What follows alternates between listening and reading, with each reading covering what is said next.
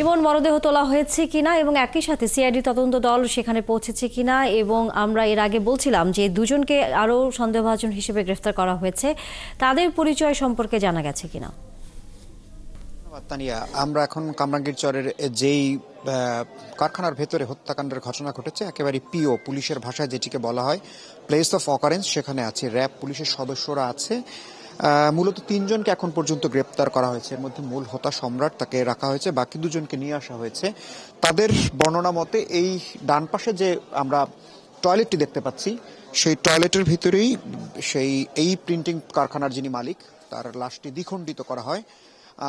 এখনো যাদের 2 জনকে গ্রেপ্তার করা হয়েছে তারা এখনো আছেন এখানে, আইন শৃঙ্খলা বাহিনীর সদস্যরা আছেন।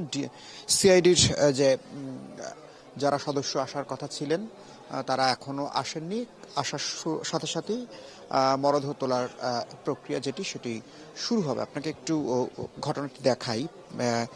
এই প্রিন্টিং প্রেস যিনি মারা গেছেন বা হত্যার শিকার হয়েছেন, তিনি চালাতেন। তার কর্মচারীরা ঠিক ডান দিকের যে জায়গাটি আপনি দেখতে পাচ্ছেন, সেখানেই তাকে হত্যার পর লাশ দ্বিখণ্ডিত করে এই একেবারেই ইটের উপরে যে সলিং ছিল তার নিচে গর্ত করে দ্বিখণ্ডিত করে লাশ সেটার নিচে চাপা দিয়ে পুনরায় আবার ইট দিয়ে এমনভাবে সাজিয়ে রাখা হয়েছে, এবং তারা স্বাভাবিকভাবেই কাজকর্ম করছিলেন যে এখানে আসলে কোনো কিছুই ঘটেনি, এমন একটি তারা বিষয়টি স্বাভাবিক রাখার চেষ্টা করেছেন এই হত্যাকাণ্ডের পরেও।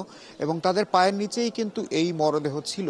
এই যে 4 দিন আগে আসলে এই ঘটনায় পরিবার সন্ধানের নামে এই ব্যবসায়ীর, তিনি কিছুটা বয়স্ক মানুষ আমরা এখন পর্যন্ত যা শুনতে পেয়েছি, কিন্তু ঘটনাটি তারও আগে। 2 জনকে জিজ্ঞাসাবাদ এখন আইন শৃঙ্খলা রক্ষাকারী বাহিনীর সদস্যরা করছেন। এখানে লালবাগ জোনের যিনি উপপুলিশ কমিশনার রয়েছেন তারা আছেন, তারপরে সিআইডির যে টিম যারা আসবেন আসলে মূলত ইনভেস্টিগেশনটি করবেন, র্যাবের সদস্যরা রয়েছেন। বাকি 2 জনকে আমরা দেখতে পাচ্ছি পুলিশি প্রহরায় তারা রয়েছেন। বাইরে অসংখ্য উৎসুক জনতা রয়েছে, তারাও আসলে কি কারণে হত্যাকাণ্ড, এটির 2টি তথ্য আমরা অনানুষ্ঠানিকভাবে পাচ্ছি। একটি জুয়া খেলাকে ঘিরে এই হত্যাকাণ্ড হয়েছে, অর্থাৎ জুয়া খেলার কেন্দ্র করে বাধা দেয় এই প্রিন্টিং প্রেসের মালিককে হত্যা করা হয়েছে, এমন তথ্য দেওয়া হচ্ছে। এবং আরও একটি তথ্য আমরা পাচ্ছি যে টাকা পয়সা কেন্দ্রিক একটি হিসেব নিকেশের একটি গরমিল ছিল, সে কারণে ক্ষিপ্ত হয়ে তাকে হত্যা করা হয়েছে। এটি আসলে পুলিশ যে জিজ্ঞাসাবাদ করেছে এবং তাদের কাছে যে ধরনের তথ্য পাওয়া গেছে সেটি আনুষ্ঠানিকভাবে যখন জানাবে তখনই আসলে এটি বলা যাবে যে কি কারণে আসলে হত্যার মোটিভ কি ছিল।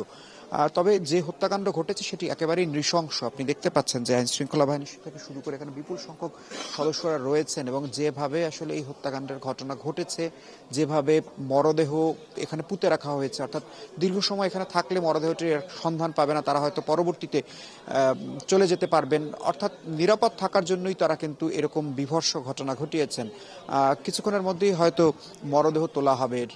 সিআইডির ক্রাইম সিন যখন আসবেন, সিআইডির ক্রাইম সিন আসার পরে এর মধ্যেই আসলে মরদেহ তোলার জন্য যে ব্যবস্থাগুলো রাখা দরকার এসব মরদেহ তোলার ক্ষেত্রে আমরা দেখে থাকি, সেই ব্যবস্থাগুলো কিন্তু এরই মধ্যে রাখা হয়েছে। এখানে যারা মরদেহ তুলবেন তারাও এসেছেন।